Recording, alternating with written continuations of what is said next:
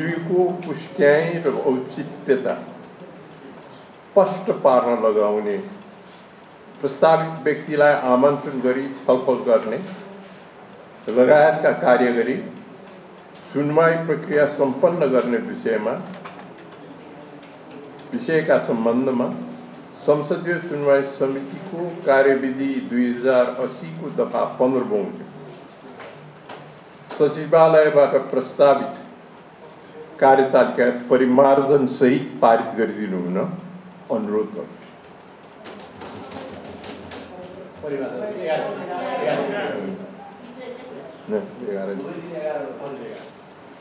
मान्य सदस्यहरू, सचिवालयबाट तयार गरिएको प्रस्तावित कार्यतालिका परिमार्जन सहित पारित भएको घोषणा गर्छु।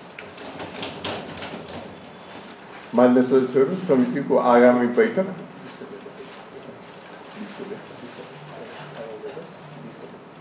20 गते बस्ने गरी यो बैठक स्थगित हुन्छ।